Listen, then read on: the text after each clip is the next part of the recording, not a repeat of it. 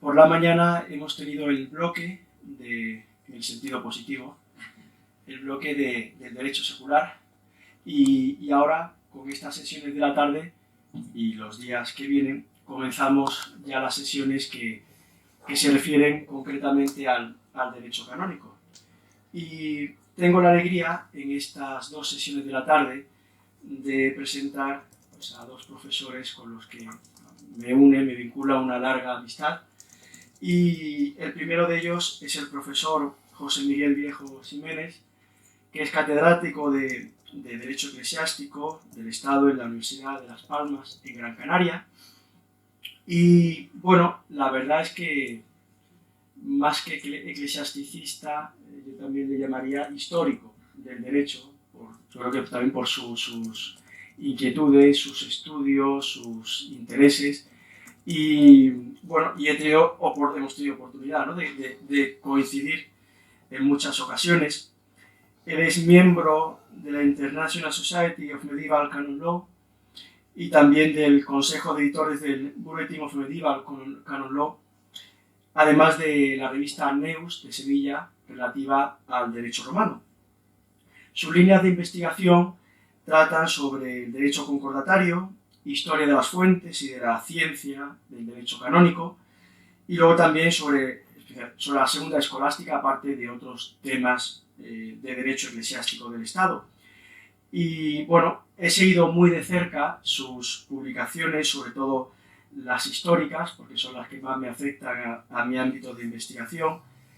Y también, pues, he podido comprobar, como editor del diccionario de derecho canónico, las abundantes voces históricas que le hemos encomendado, muchas de ellas de gran peso, y bueno, es una persona con mucho rigor y exhaustivo en los temas que trata. Por tanto, bueno, pues nos podrá hablar pues, con gran competencia de la temática que se le ha encomendado, la tradición canónica sobre la responsabilidad penal de comunitates y collegia, el derecho clásico. Y como ya se decía, el organizador de este convenio, pues la historia puede aportar muchas luces también para conocer y comprender las instituciones actuales. Les dejo con el profesor Viejo Ximénez. Muchas gracias, profesor Sedano, ¿se me oye? Por sus amables palabras de introducción. Comienzo dando las gracias a la Facultad de Derecho Canónico por pensar en mí para esta intervención, y también comienzo haciendo una advertencia. Cuando me encargaron el tema, pensé que se habían equivocado, y pensé que se habían equivocado porque la tradición canónica sobre la responsabilidad penal corporativa, por lo menos la historia que se nos vende en los manuales, no es muy favorable a esta cuestión. Más bien parece que es bastante contraria. Sin embargo, después de hacer algunas indagaciones en la bibliografía especializada y en las fuentes, me pareció que no era perder el tiempo echar un vistazo a la historia, porque en la historia, contrariamente a lo que se nos cuenta de manera habitual, podemos encontrar fuentes de inspiración para el problema que nos ocupa en este convenio, simposio, congreso o como quieran llamarlo. He preparado un esquema, he seleccionado algunos textos, he preparado también una presentación, y antes que nada les pido disculpas por dos cuestiones. Una, es probable que haya faltas de ortografía en la presentación, puesto que el corrector de textos se manifiesta muchas veces más inteligente que el que está preparando la presentación, y es muy difícil llevarle la contraria cada diapositiva, y uno acaba ya bastante harto. Y además he puesto unos cuantos textos en latín con lo cual el corrector de textos ha quedado bastante desconcertado y me ha hecho la vida imposible. He de confesarles que preparar esta presentación ha sido para mí un tormento total y absoluto. Vamos a comenzar.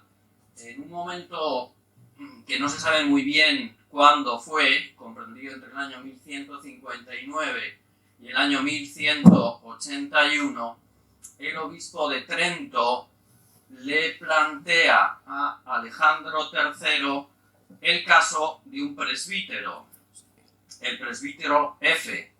Por esto de la protección de datos se salvaguarda la identidad de los protagonistas. El presbítero F le contó al obispo de Trento que quiso ingresar en un monasterio y se encontró con que el abad y los mayores del monasterio le explicaron cuál era la costumbre. La costumbre era, ¿cómo decirlo?, bastante poco adecuada desde el punto de vista de las normas canónicas, porque la costumbre consistía en que el que tomaba el hábito monacal tenía que pagar 30 monedas, 20 para el abad y 10 para la comunidad. 20 monedas para el sustento del abad y 10 para la comunidad. El obispo de Trento quedó conmocionado por esta cuestión y planteó el tema al Papa. Y el Papa le dijo lo siguiente, lo tienen ahí puesto en rojo: el obispo debe suspender al abad y a los mayores del monasterio y ordenar a F, nuestro pobre presbítero, que sirva a Dios con el hábito monástico en otro monasterio. Primero tiene que indagar la veracidad de los hechos. Si comprueba que los hechos son veraces, son verdaderos, tiene que amonestar gravemente al abad y a los mayores de la comunidad, y si estos se oponen, subir el grado de las amenazas e incluso castigarlos. Pero, y esto es lo importante, el castigo solo se refiere al abad y a los mayores de la familia, que también es la expresión que aparece en las fuentes. Segundo caso práctico con el que comenzó la intervención. Más o menos por esas fechas, el arzobispo de Rávena le plantea a un jurista bastante conocido, era canonista y era también legista, la siguiente cuestión. El obispo, que se llamaba Moisés, tenía un bosque y había prohibido a los habitantes del pueblo cercano que entraran en el bosque para cortar madera. Un habitante, consciente de esta prohibición, entró en el bosque, fue sorprendido por los servidores del arzobispo, castigado severamente, me imagino que le darían algunos palos, entiendo yo, y devuelto a su pueblo. Este hombre lo contó en su pueblo, y el pueblo, indignado, entró en la propiedad del arzobispo y realizó diversos estragos. Entonces Moisés le pregunta a Juan Basiano si tiene que castigar a la ciudad o si por el contrario tiene que castigar a cada uno de los habitantes por separado, a toda la ciudad o a los habitantes por separado. Basiano le responde sabiamente haciéndole una pregunta: ¿se tocó la campana? Es decir, fueron convocados los habitantes del pueblo cercano a el bosque para cometer esa acción, o fue un acto espontáneo. Se tocó la campana, la corneta, lo que sea. Cualquier aviso, cualquier señal que pusiera de manifiesto que no es que han actuado cada uno de ellos individualmente, sino que ha actuado el pueblo, ha actuado la ciudad. Vasiano le dijo a Moisés que si se había tocado la campana, tenía que castigar a toda la ciudad. Pero si no había habido toque de campana, no necesitaba castigar a la ciudad, sino que tenía que dirigirse única y exclusivamente contra los que habían perpetrado los estragos en el bosque de la propiedad del arzobispo. Bueno, estos dos ejemplos ponen, me parece a mí, de manifiesto los problemas que han interesado a los canonistas a lo largo de muchos siglos y también a los legistas o civilistas a propósito de la responsabilidad penal corporativa. Y los problemas son básicamente dos. Primero, culpa, mens rea, delincuente. Una corporación no puede delinquir. Una corporación, como veremos un poco más adelante, como no tiene ni inteligencia ni voluntad, no puede tomar decisiones de la misma manera que puede tomar las decisiones un ser humano y por lo tanto intentar buscar la base de la acción penal, es decir, la culpa, es perder el tiempo. Segundo problema, pena. Si yo castigo a la corporación, se llame como se llame, puedo estar cometiendo una injusticia grave, porque puedo estar castigando a culpables y no culpables. Personas que han cometido las acciones reprochadas penalmente o castigadas penalmente y otras personas que no han cometido esas acciones. Muy bien, estas son las dos cuestiones que han preocupado a los canonistas también durante la época clásica a propósito de la responsabilidad penal corporativa.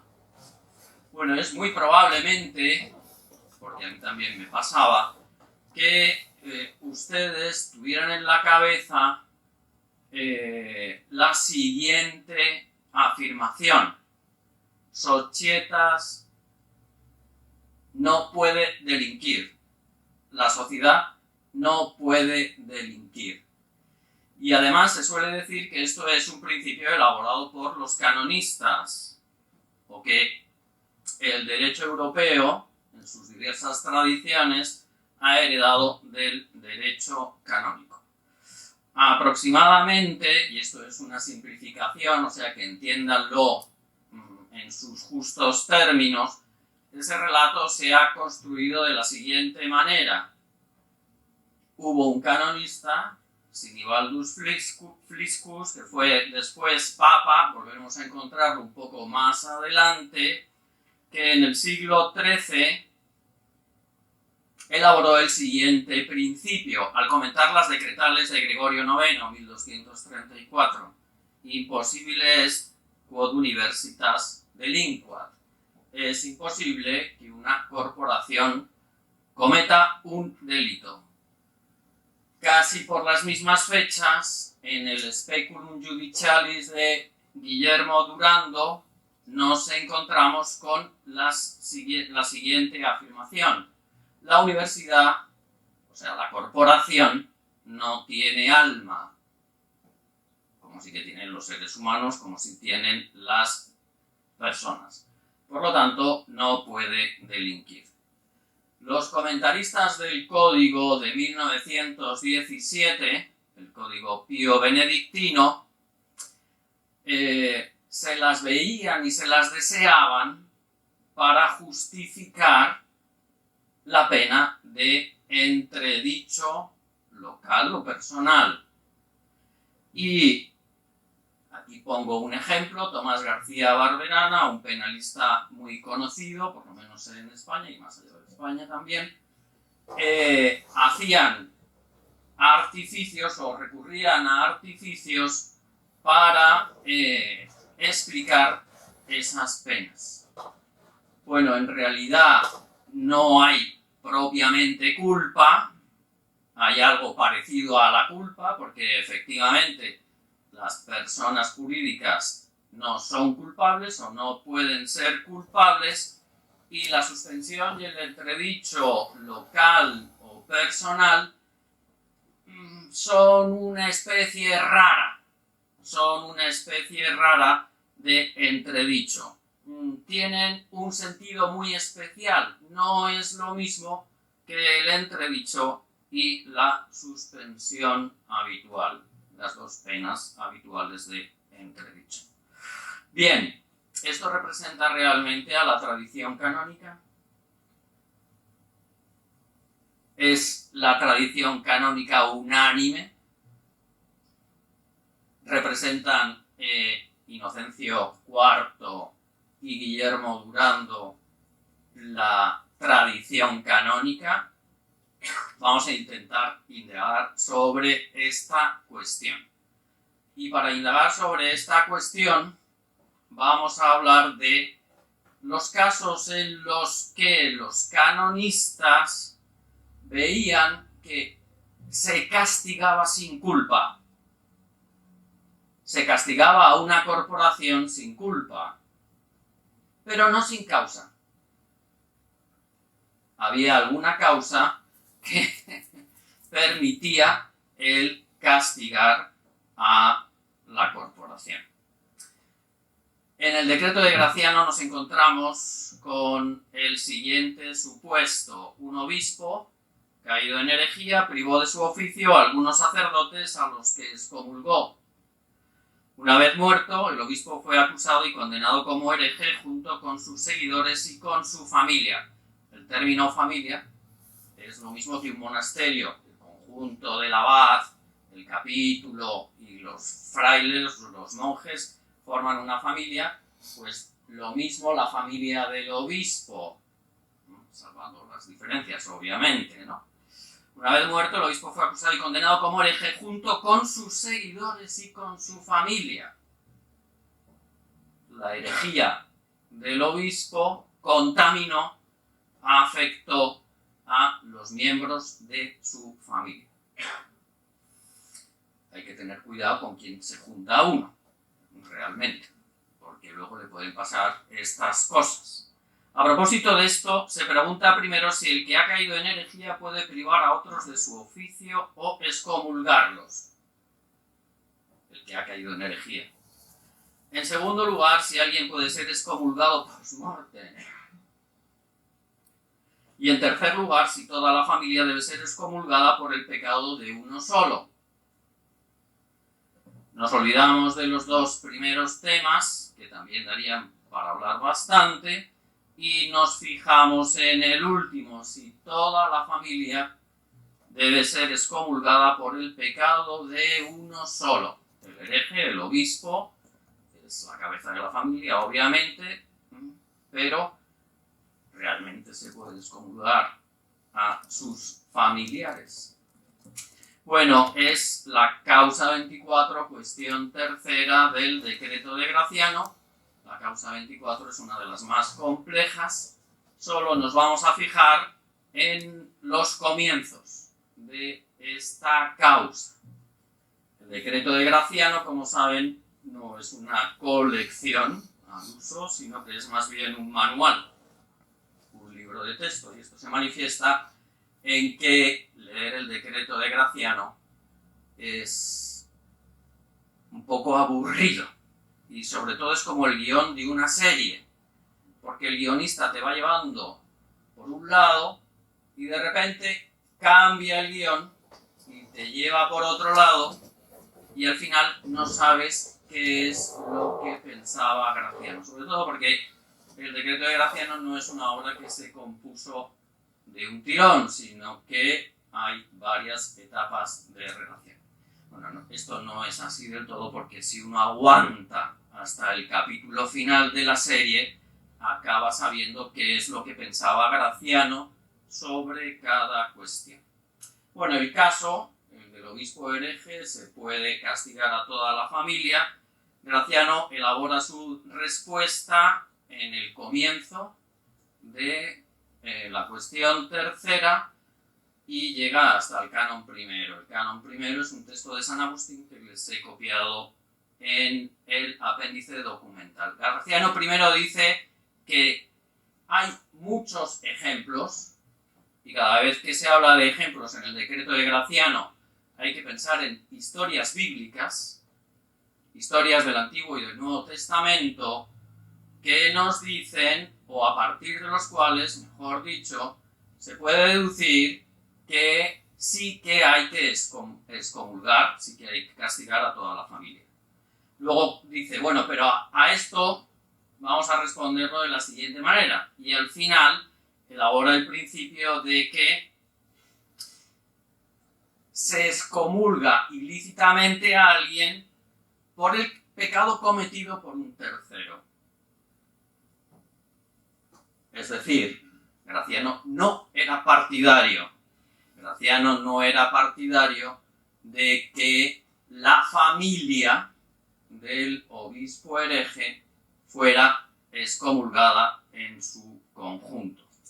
Bueno, no vamos a detenernos a revisar los detalles. Pondré a disposición de los organizadores del Congreso la presentación.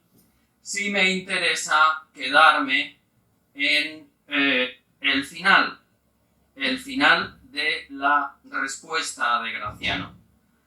En su respuesta final, Graciano acude a un texto del Nuevo Testamento, de la epístola a los Corintios 5:11, Si quis frater nominatur fornicatur autavarus aut idolis serviens cum eius modi nexivum sumere debetis. No sé si lo recuerdan. Si hay algún hermano entre vosotros que es nominatur, nominado, nombrado, esto en el ámbito del derecho tiene una clara connotación procesal. En las acusaciones penales, el acusador tiene que decir el nomen rei. Es decir, no solamente el nombre del delincuente, sino el tipo, el nomen rei, el nombre de la cosa que ha hecho mal.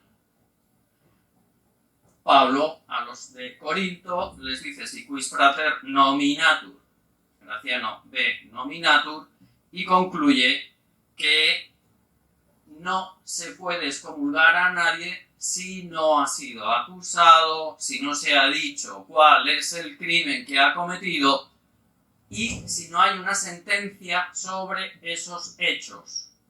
Con lo cual, el crimen de uno no afecta a los demás. Graciano responde como un gran jurista, realmente. Y toma como referencia una distinción que es muy importante, que es la distinción entre las penas corporales y las penas espirituales. Porque esto es importante tenerlo en cuenta. La reflexión de los canonistas ha girado en torno al castigo.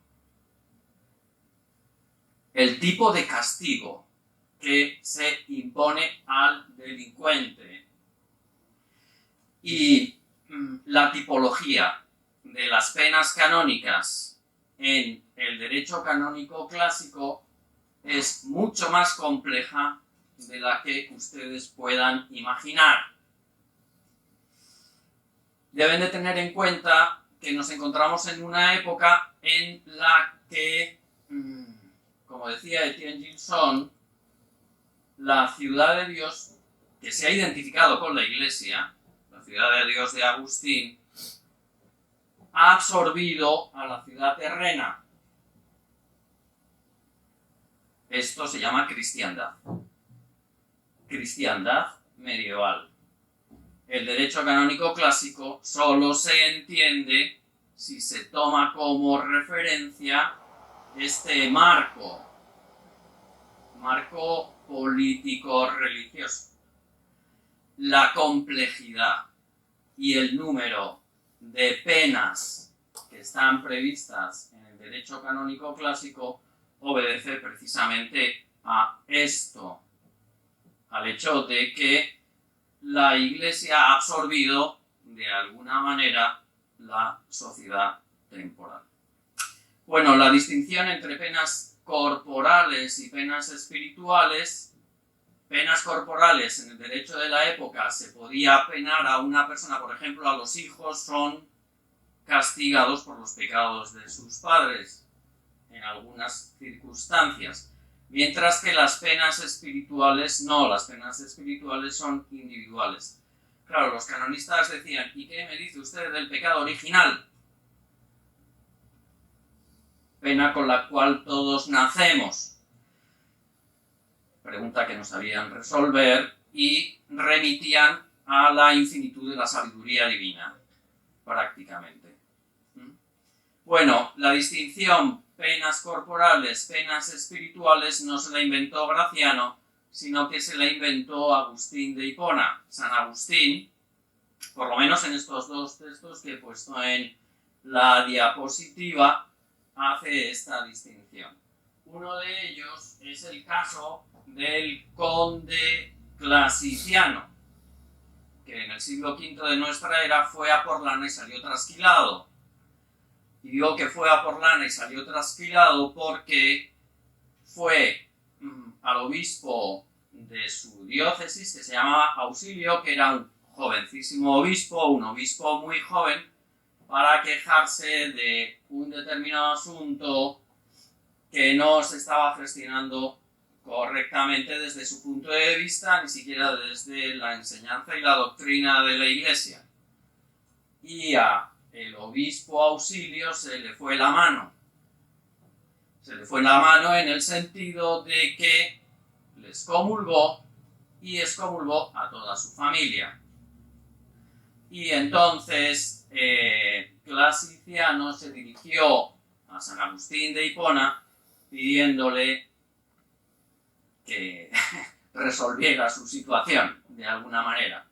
Y le escribe una carta que la tienen aquí, vale la pena leerla, no lo vamos a hacer ahora, porque si no nos consumiríamos bastante tiempo del que se me ha concedido. Bueno, pasamos a la primera compilación antigua.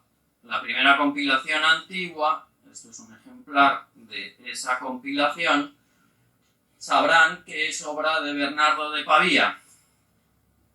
Bernardo de Pavía ideó un sistema para organizar todo el derecho canónico. El decreto de Graciano, como les decía antes, es un libro un poco farragoso de utilizar porque hay que echarle bastante tiempo hasta que uno descubre cuál es la solución que ha dado Graciano. La compilación de Bernardo de Pavía es mucho más amable porque es una colección de textos y además en un sistema, organizados en un sistema muy pedagógico, fácil de recordar, Judes Judicia, Clerus Connubia, Crimen. La gente se aprendía todas estas cosas de memoria. Nos quedamos con el último libro, Crimen. Es el libro dedicado a los delitos y las penas. Y el libro primero comienza con un título primero que está dedicado a las acusaciones. Lo vamos a dejar a un lado, aunque realmente es el más interesante. Y luego tiene un libro 32 que está dedicado a las penas. El libro 32, el título 32 del libro quinto de la compilación primera antigua está dedicado a las penas. Además de la compilación, Bernardo de Pavía escribió un comentario a la misma que recibe diversos títulos. Vamos a llamarlo la Suma de Bernardo de Pavía. Nos encontramos a final del siglo XII.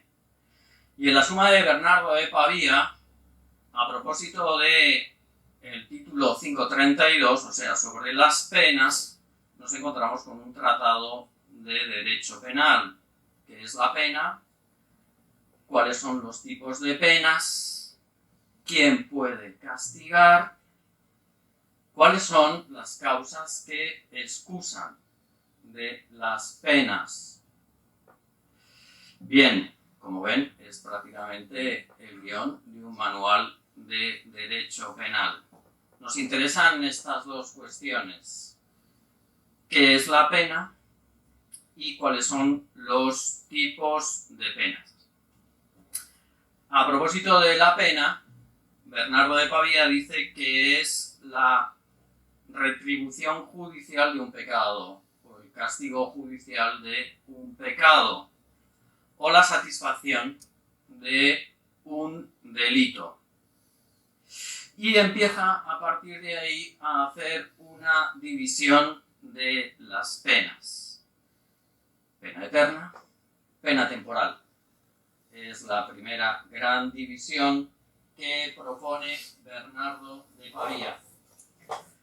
Dentro de las penas temporales, recuerden lo que dije antes sobre la cristiandad medieval, tipos de penas temporales. Pues hay penas canónicas y hay penas legales. Canónicas, las que están previstas en el derecho canónico. Las legales, las que están previstas en la ley civil, en el Corpus Juris Civilis. Dentro de las penas canónicas,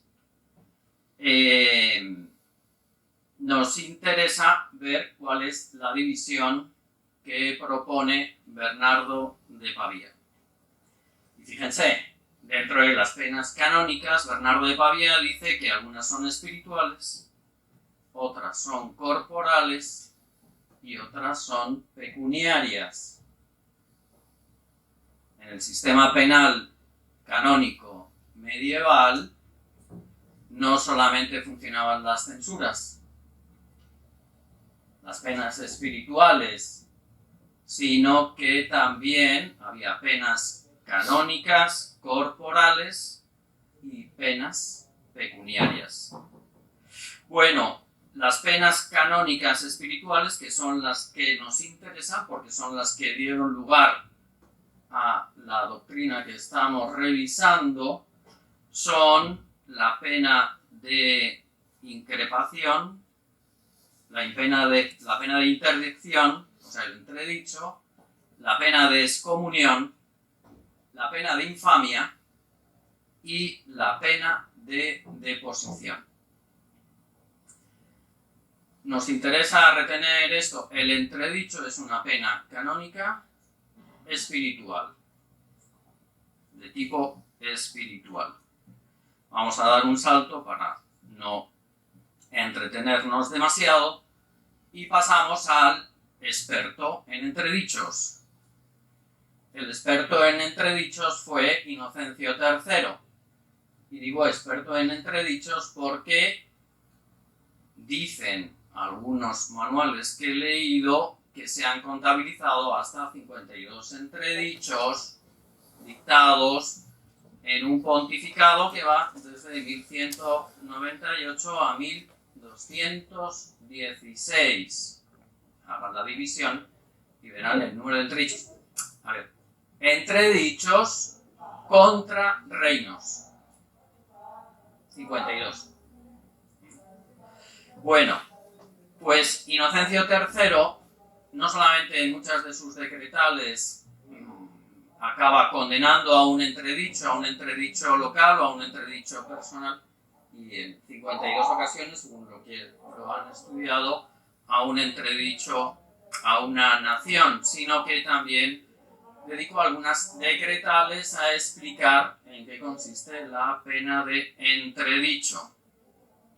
Y él lo tenía bastante claro: la pena de entredicho es una pena espiritual, es una censura que se encuentra dentro del mismo grupo, en su opinión, es la decretal Querentiquid, que la excomunión, la suspensión, y entredicho. Hay otra decretal en la que Inocencio III también llegó a las decretales de Gregorio IX, 540-17, explica, porque claro, la problemática que generaban los entredichos locales generales era numerosísima. Explica qué es lo que debe de entenderse por tierra, porque la fórmula empleada era entredicho de tierra. Se pone la tierra, su tierra se pone en entredicho. Todas las ciudades, parte de ellas, una provincia, y aquí Inocencio III explica que con el nombre de tierra no solamente se entiende el reino como unido a la persona del rey o la provincia, sino también la ciudad o la aldea. Bueno, en 1216 se celebró el cuarto concilio, 1215, un año antes de que falleciera Inocencio III, se celebró el cuarto concilio de Letrán, que adoptó muchas constituciones, 71, la última dedicada a la cruzada, a la quinta cruzada. Y en esa constitución 71 del cuarto concilio de Letrán nos encontramos que el Papa Inocencio III amenaza con la pena de entredicho local a los cruzados, a los que habían tomado el signo de la cruz y que no se mostraban excesivamente diligentes a la hora de cumplir el voto. También castiga o amenaza con la pena de entredicho local, entredicho de todo el reino, o de todo el ducado, el condado, a los que tuvieran tratos con piratas y corsarios en el Mediterráneo. Porque piratas y corsarios dificultaban mucho las expediciones cruzadas y eran una amenaza. Y también a quien no observara la paz. Para conseguir que todos los príncipes cristianos, o un buen número de príncipes cristianos, se embarcaran en la cruzada, Inocencio III, en el concilio IV de Letrán, pues también amenazó con la pena de excomunión y entredicho local del reino a los que violaran la tregua decretada. Bueno, seguimos adelante, pasamos a Raimundo de Peñafort. Raimundo de Peñafort es el autor material de las decretales de Gregorio IX.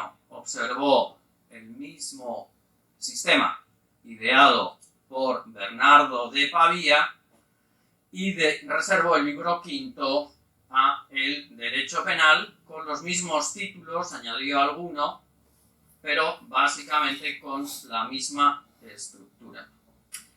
Además de ser el autor material, el que confeccionó materialmente la colección de Gregorio IX, escribió diversas obras, una de ellas una Summa de Casibus o de confesores, en la que comentó el sentido que tenían las penas y también dedicó unas palabras a las excomuniones generales y a los entredichos. En concreto, respecto a la excomunión general, Raimundo de Peñafort decía que no se puede excomulgar generalmente, no se puede dictar una pena de excomunión general. Que eso, aunque lo defiendan algunos, es un modo de hablar, pero que no tiene ningún tipo de consistencia. Modus est loquendi, una manera de hablar. Y en relación a el entredicho local, que afecta a justos y a pecadores, Raimundo de Peñafort decía que sí, efectivamente, a menudo se castiga a una familia, o incluso a una ciudad, o incluso a una provincia, por el pecado que ha cometido su señor. La razón que da Raimundo de Peñafort, que es la razón que dan la mayor parte de los canonistas clásicos, es la siguiente: propter magnitudinem peccati et quia aliter non potes compelli ad satisfactionem. Por la magnitud del delito cometido y porque no se puede obligar de otra manera a que cambie de conducta a esa persona. Recuerden que el entredicho es siempre una pena canónica espiritual que tiene el sentido de una censura, de conseguir el cambio de una conducta. Y es lo interesante, me parece a mí, Raimundo de Peñafort hace una enumeración de casos que están previstos en el Corpus Juris Canonici, en los cuales una comunidad es efectivamente castigada sin culpa, pero no sin causa, no sin que exista una causa. Bueno, están aquí en esa diapositiva, no los vamos a repasar, lo podrán ver cuando les facilite este material a los organizadores del Congreso. Lo cierto es que Raimundo de Peñafort decía que sí se puede castigar sin culpa, pero sin causa. Y llegamos a Inocencio IV. Inocencio IV, si se fijan, toda la reflexión que he hecho en esta parte de la intervención está centrada no en la culpabilidad, sino en las penas. Inocencio IV dictó una decretal en la cual prohibió castigar con la pena de excomunión a una corporación o a un colegio. Pues a veces sucede que estas decisiones afectan a personas inocentes. Por tanto, díctese la sentencia condenatoria solo contra los miembros del colegio o de la corporación que sean hallados culpables. La prohibición se refiere única y exclusivamente a las sentencias de excomunión, no a las de entredicho, a la pena canónica espiritual. Bueno, y llegamos al punto final de la intervención, en el que vamos a examinar la glosa ordinaria a un pasaje del decreto de Graciano que todavía no he mencionado y que he dejado para el final, porque se encuentra en otro lugar distinto y porque pasó también desapercibido en este contexto de la reflexión sobre el castigo de corporaciones y la culpabilidad corporativa entre los mismos canonistas. Es una glosa en la que hay algunas referencias al derecho romano. Y puesto que hay algunas referencias al derecho romano, vamos a ver los textos que están implicados. Los textos del Corpus Juris Civilis, que son del Digesto, que aparecen en la glosa que vamos a comentar. Bueno, tienen el texto en el apéndice documental. El primero es Digesto 4291, Ulpiano ad edictum, el comentario de Ulpiano al edicto en el libro 11. Se debe advertir, sin embargo, que en este edicto el pretor habla en términos generales y objetivamente, sin añadir quién sea el autor de la coacción. Y por ello se aplica este dicto tanto si es una persona particular la que causa la intimidación, como el pueblo, la curia, un colegio o una corporación. Digesto 4.2 está dedicado a la intimidación, al metus. Puede provocar, metus puede intimidar una corporación. Pues si leemos esto parece que sí.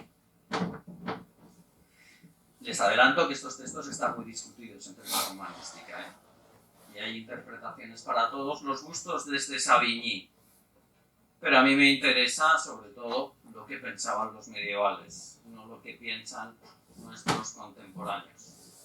Siguiente texto, este es del dolo malo.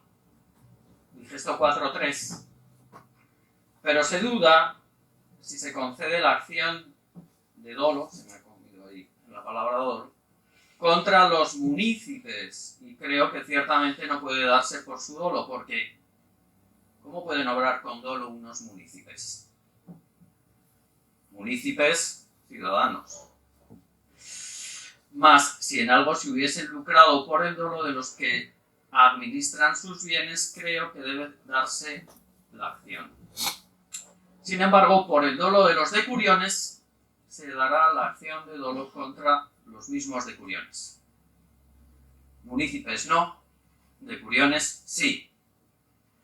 Aquí la cuestión clave es que se entiende por munícipes y que se entiende por decuriones. Y hay interpretaciones para todos los gustos, interpretaciones de la romanística actual, que es lo que quería, a qué se estaba refiriendo Ulpiano al comentar el edicto, al comentar la acción de dolo.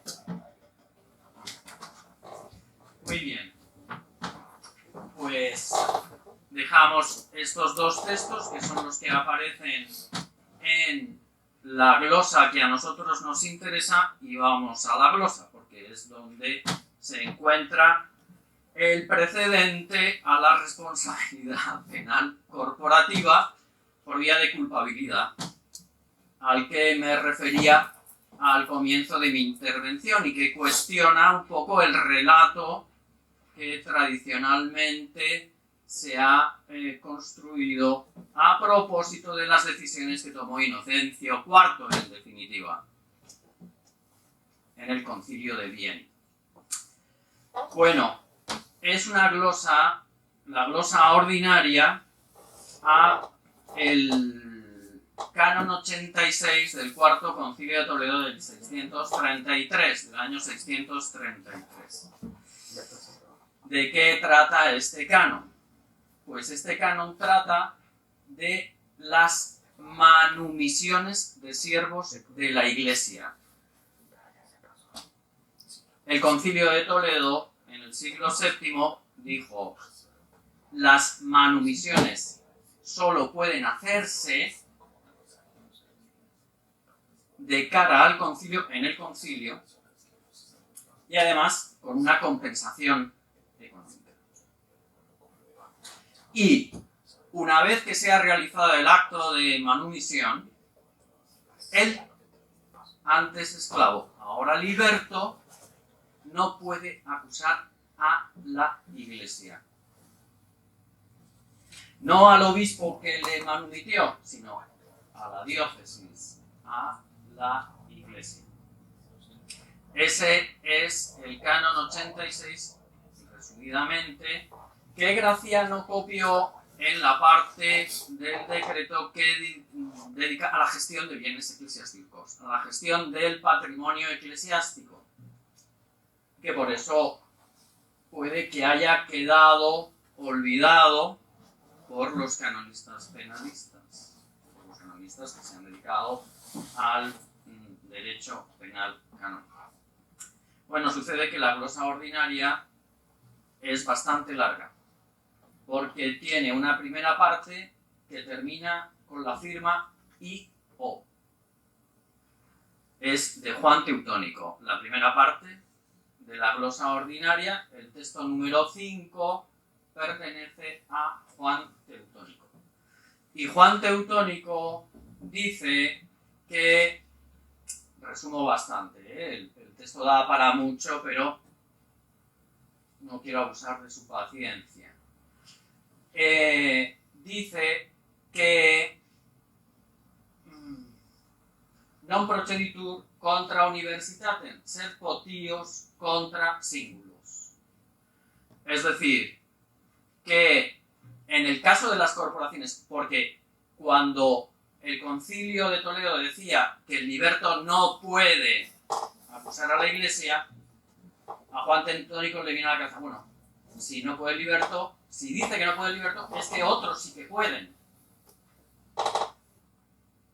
¿Entendido? No puede el liberto, eso significa que hay otros que sí que pueden. Y entonces, claro, se plantea el tema de la responsabilidad penal de la... Perdón, en este caso es responsabilidad civil, de la Iglesia. Y en un primer momento, Juan Teutónico, siguiendo, digamos, la doctrina tradicional y haciendo una interpretación de los textos del derecho romano que acabamos de leer, pues acaba diciendo que no se puede acusar a la Iglesia, a la diócesis, sino que hay que ir contra las personas que han cometido los distintos delitos. Bueno, pero es que la glosa no termina ahí. La glosa tiene una segunda parte, esto está todo en conjunto, las dos partes de la glosa. La glosa tiene una segunda parte en la que toma la palabra Bartolomé de Brescia. Y Bartolomé de Brescia hace una observación totalmente contraria a la de Juan Teutónico. Y hace una observación contraria a la de Juan Teutónico porque interpreta el texto sobre el dolo del digesto añadiendo una pequeña matización que encontró en los legistas, en Azón, en concreto, en el legista Azón. Y dice, es verdad que en el comentario al edicto del pretor, Ulpiano dice que los munícipes non possum committere dolum. Pero los legistas habían añadido facile. Es decir, no fácilmente actúan con dolo. Con lo cual, difícilmente sí que pueden actuar con dolo. Se les puede acusar de haber actuado dolosamente. Y no a cada uno de ellos, sino a la corporación. Si pensamos en esta glosa a causa 12, cuestión 2, canon 58 o capítulo 58 del decreto de Graciano, a lo mejor tenemos abierta la puerta a la responsabilidad corporativa, a la responsabilidad penal corporativa, más allá de las afirmaciones que se repiten en los manuales sobre la imposibilidad de que las personas puedan delinquir. Bueno, he convocado a Graciano a esta sesión y Graciano, como digo en el resumen de la comunicación, después de leerse el Código Penal español, después de leerse los acuerdos jurídicos firmado el acuerdo sobre asuntos jurídicos firmado entre la Santa Sede y el Estado español, y después de leer el Código de 1983 con la última reforma del libro sexto, y después de recuperarse del impacto, porque quedó absolutamente desconcertado, tuvo a bien elaborar una causa, y la voy a leer, la causa que elaboró Graciano. Un sacerdote toma posesión de su nueva parroquia, una iglesia y un complejo parroquial anexo de 3 pisos. La planta baja del edificio anexo dispone de una gran sala con las instalaciones de agua, luz y calefacción y un amplio espacio diáfano que se utiliza como almacén ocasional. Las plantas primera y segunda están divididas en habitaciones donde se desarrollan las actividades parroquiales. La iglesia y el anexo se encuentran situados entre dos edificios en el centro histórico de una ciudad. Al recibir el inventario y la documentación, el nuevo párroco comprueba que la instalación eléctrica no se ha revisado desde hace 30 años y se encuentra fuera de norma. Otro tanto ocurre con la caldera de calefacción, pero aquí no se ha documentado bastante para elaborar este caso. Otro tanto ocurre con la caldera de la calefacción y el depósito de combustible que la alimenta. Los contratos y los boletines originales se han traspapelado, aunque en el obispado aseguran que el archivo diocesano conserva copias de los documentos originales. La parroquia es sede de una cofradía, asociación privada de fieles, que promueve la devoción al santo titular de la iglesia y organiza servicios religiosos, procesión y eventos cívico-religiosos que se celebran todos los años con ocasión del día de su fiesta. La cofradía utiliza una habitación en la primera planta del edificio anexo. No se conserva la documentación, el título de cesión y uso por parte de la cofradía. 4 días después de la toma de posesión del nuevo párroco, se produjo una deflagración en el anexo de la parroquia que hizo colapsar el edificio y afectó a la estructura de los inmuebles contiguos. Aunque no hubo víctimas mortales, 7 personas sufrieron quemaduras y heridas de diversa gravedad como consecuencia de la explosión. La investigación posterior determinó que como consecuencia de un cortocircuito en el cuadro eléctrico, una chispa provocó la explosión del material pirotécnico adquirido por el hermano mayor de la cofradía y que éste había dejado provisionalmente en la planta baja del anexo, que a su vez afectó al depósito de combustible de la calefacción. Esta es la causa que ha diseñado Graciano. A propósito de esto, se proponen 4 cuestiones. Primera, si el párroco es culpable de un delito de estragos y de 7 delitos de lesiones, o si lo es la parroquia. Si el culpable es el hermano mayor de la cofradía o es la cofradía. Si el culpable es el obispo diocesano o la diócesis. Si además de las multas oportunas y de las indemnizaciones civiles correspondientes, la parroquia puede ser condenada con la pena de disolución o con la de suspensión de sus actividades. Si debe ser condenada la cofradía, con las mismas penas. Si debe ser condenada la diócesis, con las mismas penas.